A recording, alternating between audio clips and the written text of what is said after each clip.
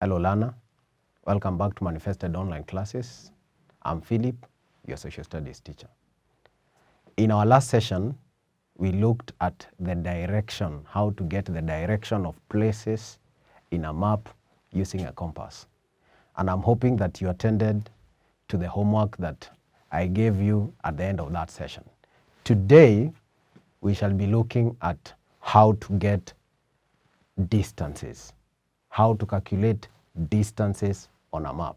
And we are still in our first topic, physical environment. Physical environment. Physical environment. Today, our main concern is measuring distances. Measuring distances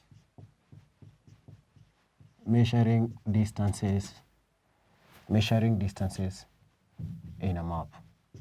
How do you measure distances in a map?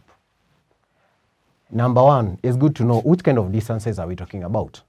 Number one, it can be a river. Examples of distances that we measure. Examples of distances that we measure in a map. It can be get the distance between one point of a river to a given point of a river. It can be involving measuring a river. It can be a road. It can be a road. And of course, it can be a railway. It can be a railway. These are some of the distances in most cases you'll be required to measure. It can be a coastline. It can be a coastline. It can be a coastline. Measure the distance between point A of a coastline to a point B of a coastline. These are mostly the distances that we measure in a map. Now, our main concern is how do you measure? Now we have known what we measure. We can be measuring a river, we can be measuring a road, we can be measuring a railway, we can be measuring a length of a coastline at a given point, two major points, point A to point B. Now, how do we measure? This is how we measure distances on a map. For you to get the distance of a river, the length of a road, the length of a railway, the length of a coastline, you need a scale. You need a scale. You need a scale. For any distance, for any length, either of a road, railway, coastline, you need a scale. A scale is a relationship between a distance on a map and the actual distance on the ground. And there are two types of scales. Mostly, we use two types of scale. And number one, we have linear scale. We have linear scale. Linear scale. And of course, we have the second one is called a statement. Statement scale. Linear scale and statement scale. This is what I will demonstrate to you how you can use a linear scale and how you can use a statement scale and the difference between the two types of scale. But these are majorly the two types of scales that we use to measure the distances in a map. Now, maybe to start off,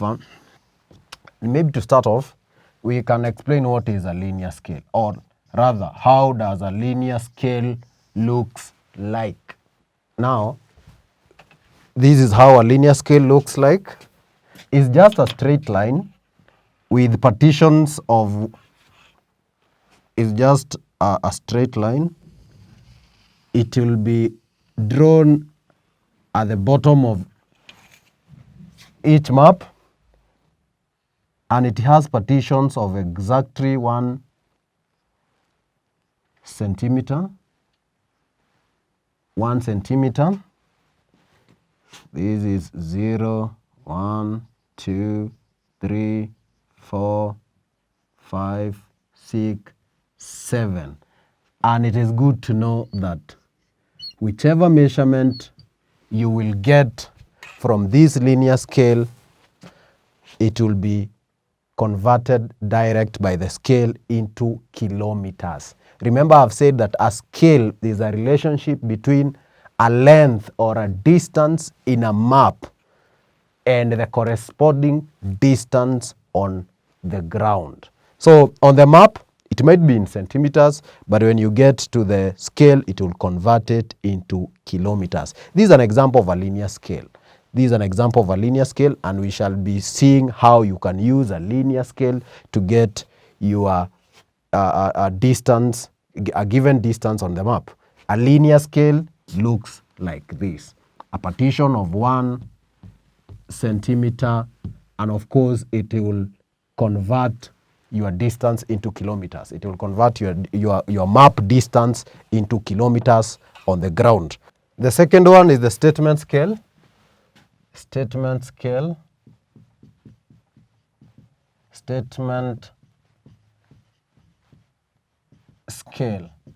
Now, in the statement scale, a statement scale is a type of scale that is expressed in a written form. For example, 1 centimeter represents 1 kilometer. Now, 1 centimeter represents 1 kilometer. It means that 1 centimeter on a map, on a given map, is represented by 1 kilometer on the actual ground. If you go to the ground, it is 1 kilometer. If you go to the map, it is 1 centimeter. The second example, it can be 1 centimeter represents 2 kilometers. 2 kilometers. Now this one is another one, that 1 centimeter on the map will be represented by 2 kilometers on our actual ground. There can be another one, maybe to give 3. 1 centimeter represents 3 kilometers. 1 centimeter on the map represent 3 kilometers on the ground. Now, let us put it into examples. Let me explain my 3 statement scales using an example. You have been given a map and you have measured a distance in that map. Maybe it was a river or a road or a railway or a coastline, whichever distance you are required to measure.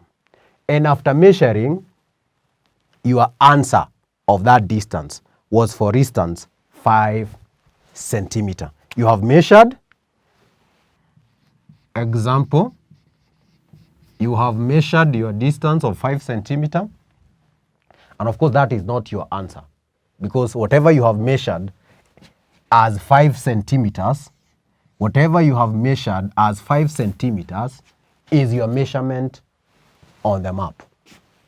And what we want is the same measurement on the map now on the actual ground. So you have measured 5 centimeters.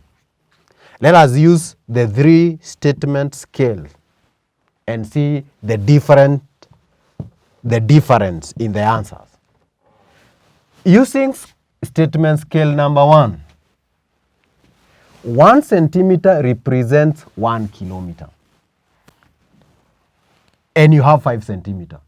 So if you have your 5 centimeters here, it means that if 1 centimeter represents 1 kilometer, what about 5 centimeters?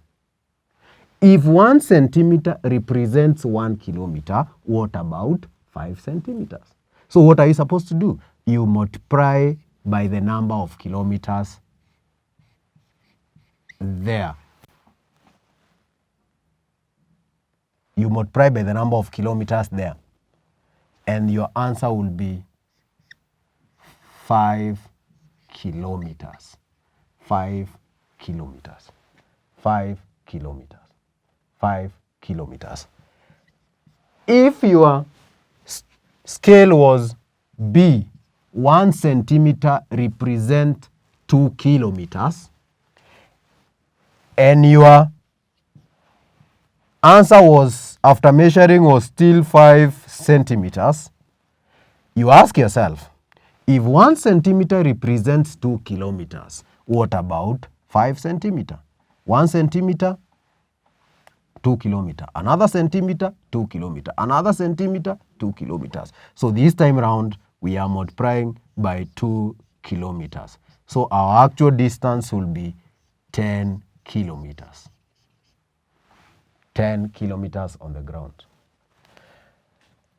If your statement scale was reading 1 centimeter represent 3 kilometers, and your answer after measuring was still 5 centimeter, you ask yourself again, if 1 centimeter represent 3 kilometers on the ground, what about 5 centimeters? 1 centimeter, 3 kilometers. 1 centimeter, 3 kilometers. 1 centimeter, 3 kilometers. So this time round, we shall multiply by 3 kilometers, and we shall get to 15 kilometers on the ground, on the actual ground. So it doesn't matter which statement scale you have been given, you can be able to convert your measurement on the map to the actual measurement on the ground very, very easily using a statement scale. Now, which kind of distances are we supposed to measure? That is the most paramount question that we are supposed to ask ourselves in a map. Which type of distances we are supposed to measure?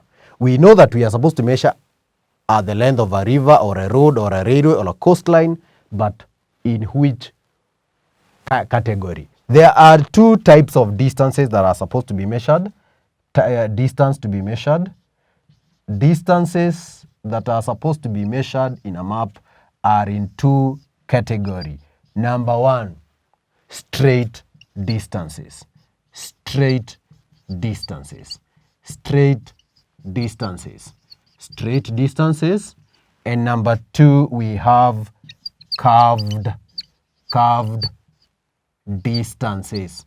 These are the 2 types of distances that you are supposed to know how to measure.